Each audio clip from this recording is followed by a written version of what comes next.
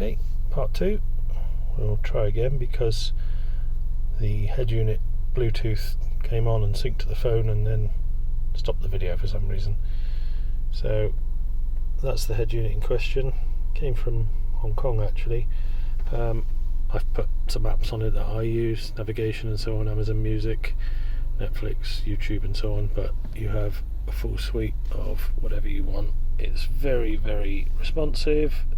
The screen is absolutely lovely, and if only I knew what I was doing. I also added, if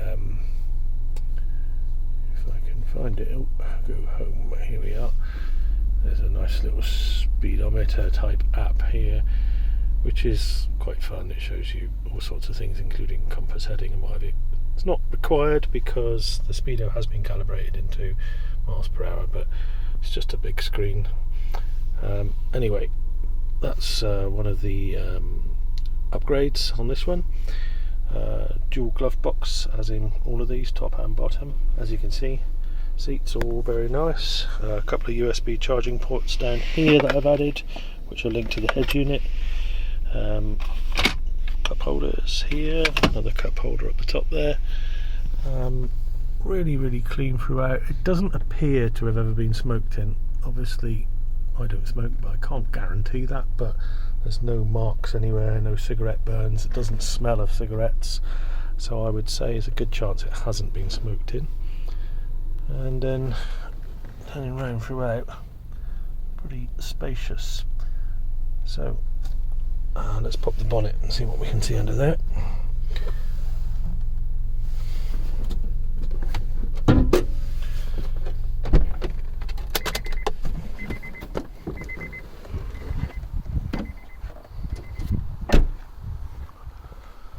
Hopefully I can do this one-handed.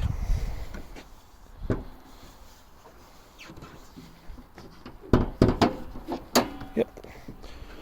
Okay, obviously completely standard under here. Haven't done anything special to this, haven't cleaned it or anything. This is exactly as it arrived.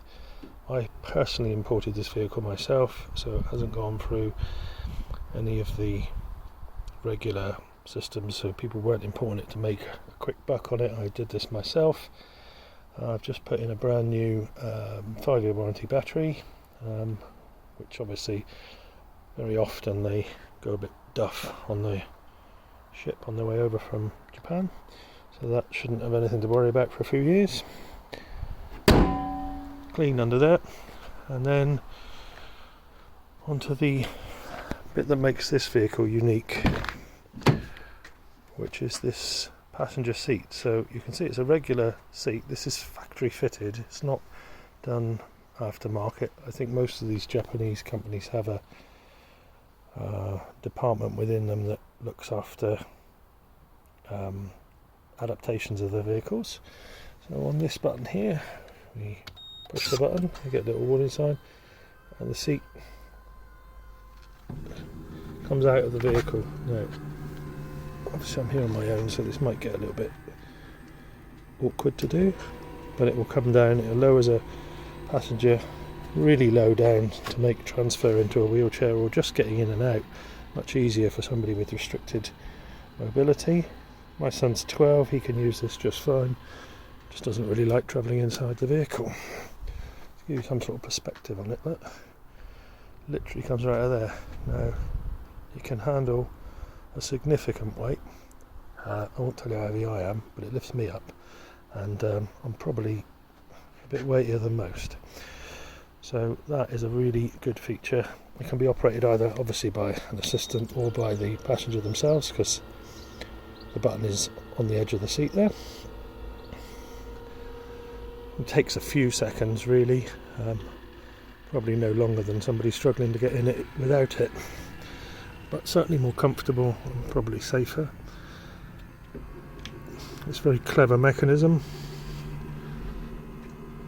and a seat, I'm led to believe, a seat like this fitted in the UK, I think they call them a Tony seat, can be about £5,000 alone.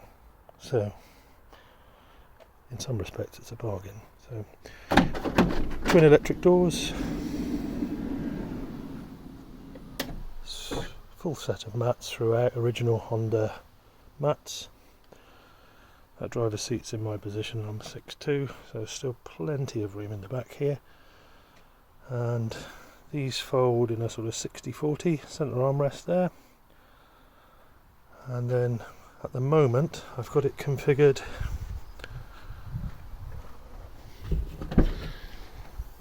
because I've been carrying the wheelchair in the back. I've got the rearmost seats folded down into the floor, which is brilliant. These marks here are literally just dust off the wheelchair. That will literally just brush off. This is a cover for the second row seats when they're folded and tumbled, which I'll show you in a minute. So loads and loads of room as a 5-seater. I'll show you these seats tumbling. This is really straightforward, way better than my Elgrand for this sort of thing. Simple as that. And then same on the other side. Couldn't be much easier, could it? So now it's pretty much a van. I mean, bicycles, probably fit a small motorbike in there if you really wanted, or just tip runs, whatever you want. And then that cover, which I just took out now, it's got some little Velcro patches on it. I think that's designed to cover that seat when it's folded like that, so probably if you do a tip run it doesn't get filthy. So the rearmost seat, if you haven't seen these in operation, is really, really clever. Down here there's a little release, like that, and it tumbles sort of almost within its own axis. And then like this.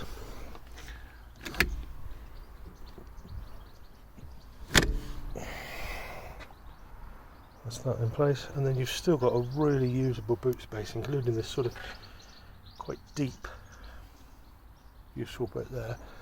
The seat back, I believe, can be reclined to various levels. Sorry about the camera work here, guys. But yeah, it can be set in various positions, although 2 hands is preferable, as I'm finding out. To re-stow the second row seats, very, very easy. These doors can be operated either from the handle, inside or outside, or from buttons inside the cab and the driver's seat. So yeah, that's as easy as that. And this one, as easy as that. Really couldn't get much easier. There's tabs on the back to raise the back seat back. Again, sorry, I'm having to let go with one hand. And again, those can be reclined somewhat. I think you're sure you get the idea. That's where the mechanism is for the seat. It's all hidden under there. Really neat. I say it's sort of aftermarket because I think it's a department within Honda that fit them. I don't believe it's done externally. Clean throughout. No marks, no cigarette burns, anything of that nature. Pretty sure this will make somebody a really, really good van, and I'm really sorry to see it go because I'm going to be back to using the Elgrand, which is a 3.5 litre V6 and does about 20 to the gallon if I'm lucky, and this does significantly more, as you probably know if you've been looking for these anyway. So seats, doors closing on their own. Apologies for anybody who knows probably more about these vehicles than I do, but this is the first one that I'd even seen, much less owned.